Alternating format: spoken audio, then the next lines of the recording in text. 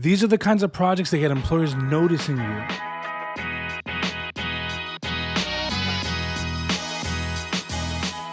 I'm Danny Thompson. I'm one of the admin for Dallas Software Developers. We're a meetup group that is completely volunteer ran, and the ultimate goal is to try and help as many people as we can. And one of the things that we do outside of our meetups and workshops is a cohort program. The cohorts are 6-week-long programs where we have professional software developers guiding teams of developers that are much more advanced than a beginner that work together on a project for the course of 6 weeks. Now, they're not building your average to-do list application or something along those lines. They're building projects of substance that are actually worth talking about. These developers have the skills, simple as that. They're solving problems, they're delivering solutions, and they're technical solutions that are actually worth talking about to showcase their skill sets. Now, this was the largest cohort we've ever done. Now, this cohort does not cost anything. We don't charge anything. We don't make anything. No one is paid anything. It is a complete volunteer effort with the ultimate goal of helping other developers. We're not a coding bootcamp. We're not here holding classes, teaching people stuff. We're here simply guiding them along their path so that way they understand the team dynamic within the workplace. We're making sure that they have the skills necessary to thrive in a working environment. They're using a lot of the same tools that you'd find in employment. You know, you're using your Jira, you're using GitHub, and you're following code review processes as well. It's high level. Believe me when I say this, the team members coming out of this program know their stuff. For this cohort, the teams built one of 3 projects, and these are the projects that you're gonna see. The first project was an AI facial recognition software program that will secure an area. So if it doesn't recognize the user, it will lock the area and not allow them to have access to the computer or the terminal in which it's installed on. This is a really great project because it's using a lot of external tools that they may not necessarily be exposed to before entering this program, but also it showcases business use cases, and it obviously showcases security as well. There's a lot that goes into this. The second project is a food planner where basically you enter the groceries that you have in your refrigerator and it will generate recipes for you. It will also give you a list of items if you need them to in order to execute these recipes successfully. But on top of that, it gives you the macros for the food. So your fats, your proteins, your carbs, all those calories, and it will help you in efficiently mapping out and meal planning for your week. Now, obviously this has a lot of personal use case. And so this was a very common project within this cohort this time around. But one of the biggest things about this is all the problem solving that goes into this. How do you figure out the logistics of what food needs to go where? How do you figure out all the macros? If you're missing items, how does that now play into this? Because now you don't have everything that you need for the recipe. A lot of problem solving into this one. So it was a great project. And honestly, it was a fan favorite with the cohort in particular this time around.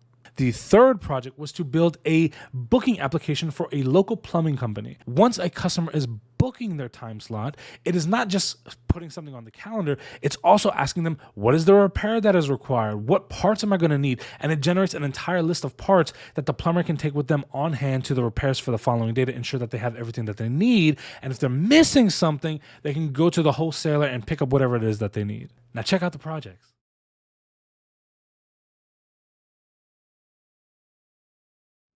Greetings, I'm Amanda Perry with Team Wombat, presenting Wombat, a face verification web application. Wombat uses facial recognition with image verification to allow or deny users access using, well, their face. But just in case, we built in an override request. Let's check it out. This is the page users come to, and we simply need to follow the prompts to initiate the camera, take a picture, or retake a picture. Now, since we'll be in the system, we would get a success screen. But just in case that does not work, I'm going to go to dark theme, by the way, save my eyes. I'm going to fail this one on purpose. So we're going to see that it doesn't work. And here we go. We have the override request, and we're going to send that to the admin. So while that's pending review on this side, we're going to check out the admin page. Here we have a dashboard where we can see the user audit trail, the daily visits, we can add a user, all those good things. But right here's what we're looking at. It's a request.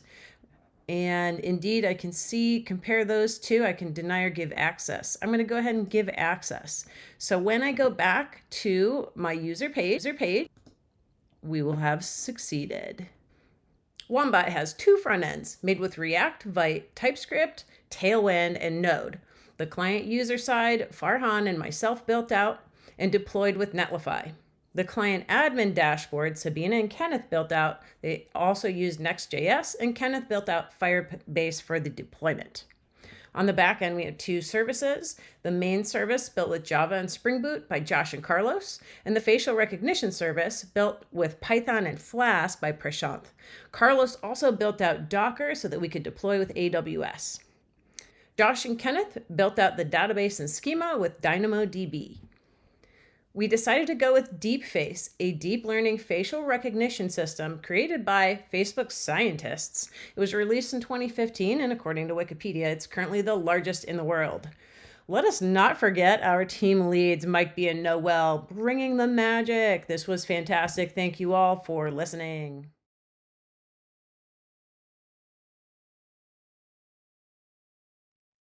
For our project, we decided to go with the name Broken Pipe Plumbing as a reservation system for the local plumber.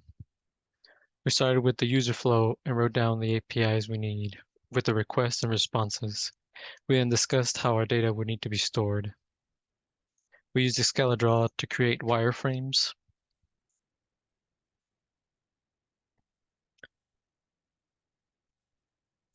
Booking allows a user to select from the list of services we offer. The appointment time slots are also reserved for a specific day.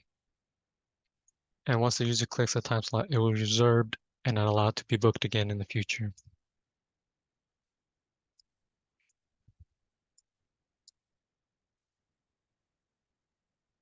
Booking an appointment sets up a confirmation ID so that the user knows what day the appointment is and at what time to expect the plumber. We use Drift as a customer service portal so they can be contacted with the administrator.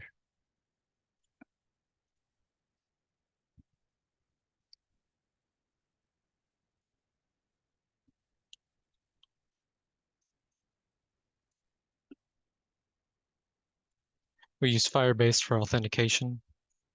The admin dashboard will display today's appointments and any parts needed for today's appointments.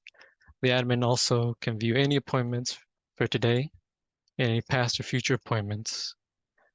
The admin can also change inventory supplies as needed.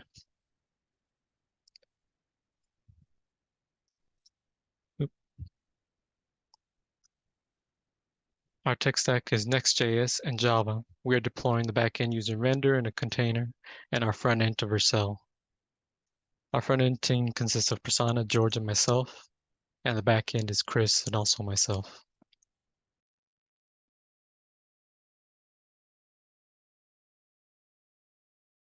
All right. Hi, my name is Robert Carmichael. My team and I created a full stack application, and we used Postgres. We used created an API to talk to the front end, and then on the front end we used JavaScript and React.js. And we created a pantry. The goal of the pantry was to have items in it and attached to recipes.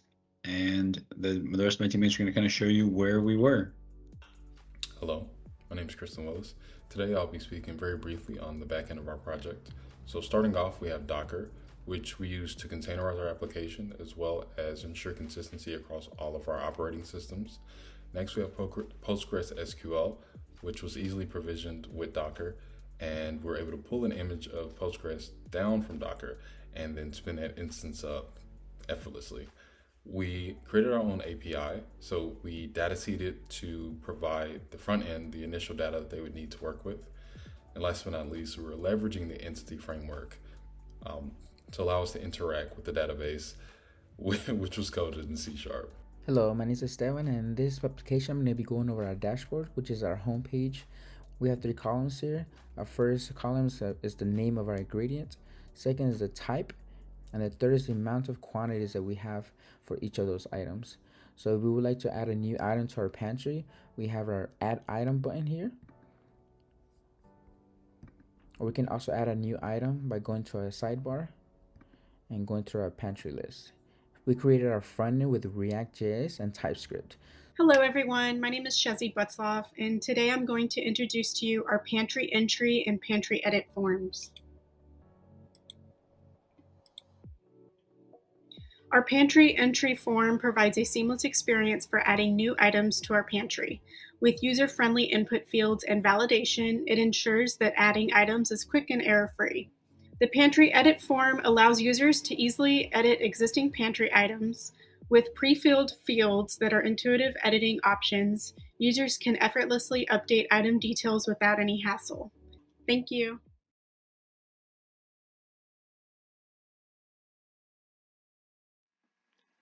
Hi, my name is Samuel, and I represent Team Andrew with Numi's Foodies. What we've created here is an app that helps people make better lifestyle choices by allowing them to choose their own recipes, but also choose what they want to eat. So inside our planner here, we're able to choose the food they plan for throughout the day. We can see breakfast, lunch, and dinner, and we can see the amount of calories and the cooking time we have. This way, we can tailor your dietary needs, your macro goals, and just your lifestyle goals, balancing them out. And we can adjust the items we have per day, add them, remove them, exchange them for something else. And this way, we have a more tailored schedule for the individual. We also have a grocery list where you can buy and store items for different events. We can add different items. We can, if we don't want to add a different list, we can also edit a current list. Inside the list, we'll have different current items there. Let's say for a party, we don't like bread. We can remove the items that we don't want to buy. We can also add products like, let's say, Diet Coke. That's great for a party, right? We also have the ability to see recipes. In recipes, we can see add things that we like to eat, we like to cook often. We already have a pre-populated list from our database here. So we use a React front end, a Ruby on Rails backend, as well as Postgres for saving all these different files. So once we see something we like, we can add it, or we can add a new recipe if we don't see it as something we like. We can scroll down, and it'll submit directly into our database. The last thing we have is the ability to see our current items. The last thing we want is food wastage. So we need to see and take a look at what we currently have in stock. We have the ability to currently take a look at our items, add and delete items that are gone or spoiled or used, and add new items that we just purchased from the fridge. Beyond that, we were hoping to get in a machine learning portion for future plan-wise that will take the quality of items we have in the fridge and possibly look at different suggestions for the recipes we have or create new recipes in general. We want to thank you for your time, and this is Numi's Foodies with Samuel and Team Andrew. Thank you.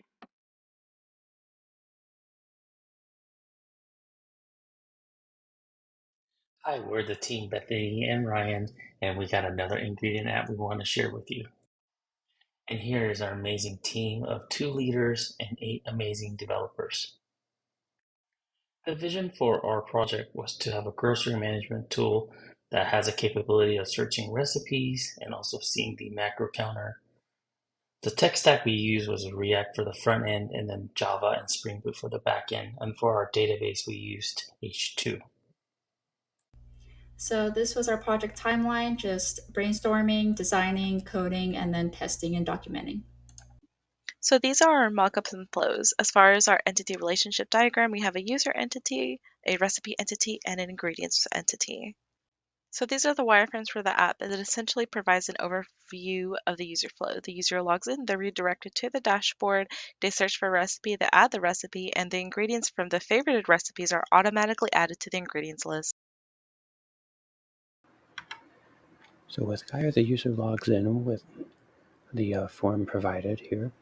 I'll be using a test user. They've been using the app for a couple days now. So Johnny Test. We do have a couple pages here, as well as a search bar that's populated from the database. It comes along with a auto correction feature. I misspelled there, so nothing shows up. But if we go with pineapple, we do receive a couple recipes. If we don't have them in the database, it does fetch it from an API, and then we can favorite those recipes as well as see the grocery list for the ingredients that it takes to make those recipes. And we do have a logout feature. It's good to go.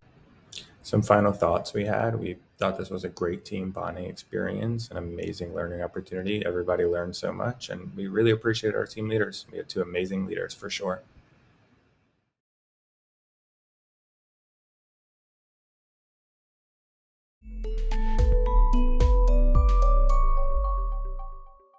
What is Zest? It's an app that lets you find new recipes that fit any diet needs, track the ingredients you have on hand and what you'll need to buy, and track the macros as well. What makes up Zest? Well, a lot of technologies. In most of our meetings, we decided to use Miro in order to create this very dense and descriptive game plan for our app. We started by sketching out each of our tickets at a high level, whether they are front-end or back-end responsibilities. After that, we proceed with execution. Then we reviewed each ticket upon pull request publication in the review phase. And finally, upon merge, tickets were marked as done. Welcome to our app's home screen. Here in the middle, we've got this macro tracker to help you stay on top of your nutrition goals. Below that, colorful buttons to check your pantry or create new recipes. And down here, we've got your favorite recipes. You can even filter recipes based on your diet preferences. When you navigate to the account settings menu, you will see the person's first and last name, their email address, their dietary preferences, their My Details card, their favorite recipes. On the filter screen, the user can narrow down their search for recipes by inputting one ingredient, selecting whether it's a main dish, breakfast, dessert, or a snack, and the day they want to assign this meal to.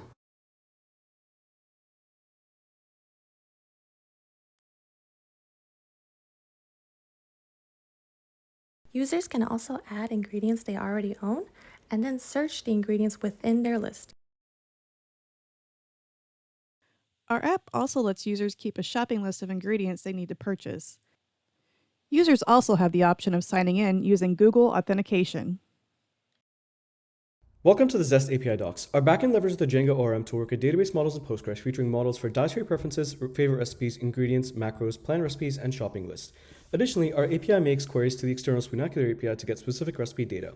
Our API endpoints are nested by user ID. By filtering with the user ID, endpoints deliver personalized data, such as a user's individual shopping list, ensuring that each interaction with the app is relevant and unique to their profile.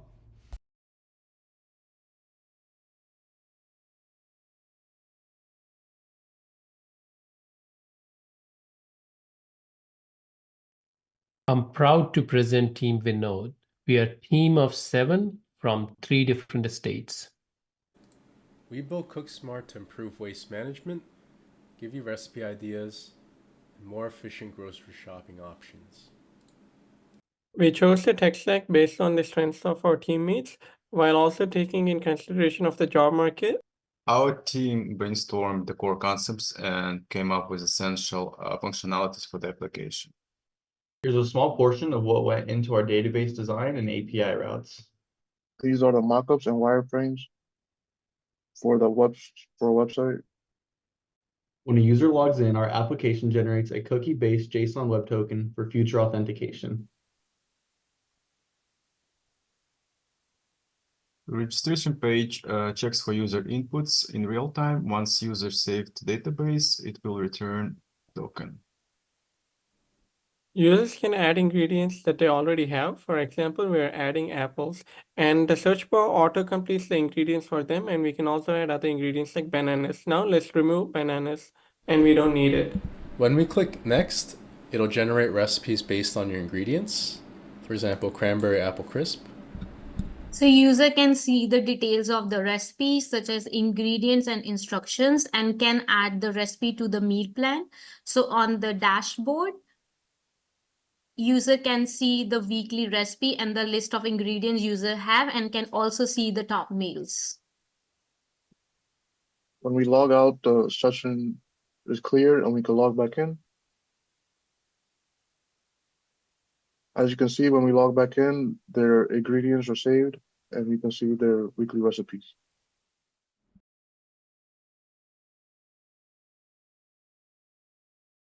Hello, we're Team Michael, Brown, and Carla, and we built Pantry Poll. Pantry Poll helps users access hundreds of recipes based on ingredients or categories, creates a meal prep for the week, and generates a grocery list for that, and provides information for macros for a nutritional analysis. Node.js Express as a backend server, and React in the front end, MongoDB as our database, GitHub as a source control, GitHub projects to manage our tasks, VS Code as a code editor, Figma for the design, and Tailwind for the front-end styling. Development steps and process, we selected the tech stack and completed the wireframe. Then we choose MongoDB that offers a flexible schema for future changes. We secure user login with a Zero Trust API using our own or Google client. The app gives user a wide variety of ingredients and recipes to work with, and we aim to create an MVP and enhance it by developing our API and populating our database with additional features. Finally, we tested the bug and deployed our first version. Hello, my name is Tyler, and today we're going to go over the demo for Pantry Pal. So first off, we have the dashboard that allows users to see recipes based off category. Here we're seeing desserts, then chicken, and then we can also search for different recipes by typing in the search bar. Here we can also see recipes that can be added to the meal plan, and we can also view the entire recipe as a page. And then we can also download the recipe as a PDF. This PDF is generated in the backend.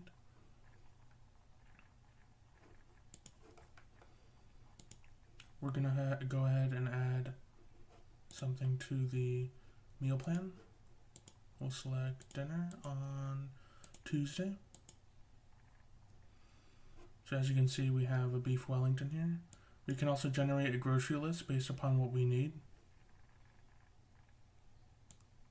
And it compares itself against the pantry. Here's a list of ingredients that's in our pantry, and we can also add ingredients by searching for them. Here are some search results. We'll go ahead and add beef. And then we can also search for recipes based upon the ingredients in our pantry. All of these recipes contain at least one or more of the ingredients. Here on the meals page, we can also perform more comprehensive searches. As you can see, these are all the different ingredients. We'll go ahead and add flour, egg, and chicken breast. And based upon these ingredients, we can search for more recipes that contain one or more of the ingredients. And that's the end of our demo. Thank you for watching.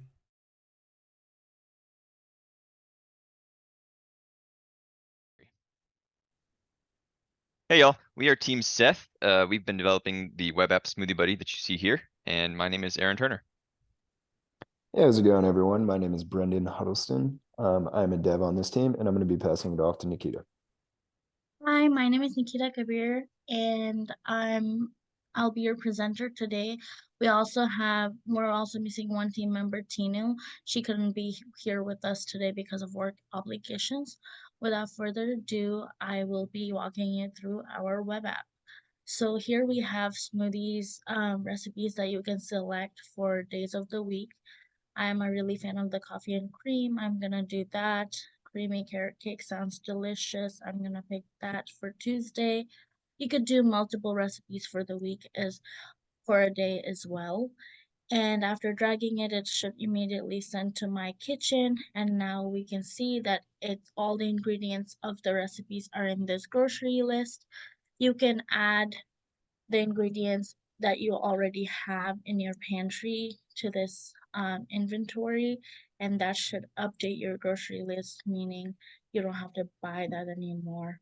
So I have 2 bananas. I'm gonna add that, and as you can see, it removes banana from the list. I also have some yogurt in my fridge. I'm going to add that as well, and that's a dairy product. It's a cup because it's a yogurt individual cups I have. I have 3 of those. As you can see, that removes the yogurt cups as well. And I could do more items as well. Vegetable, full, 3. That removes the carrot.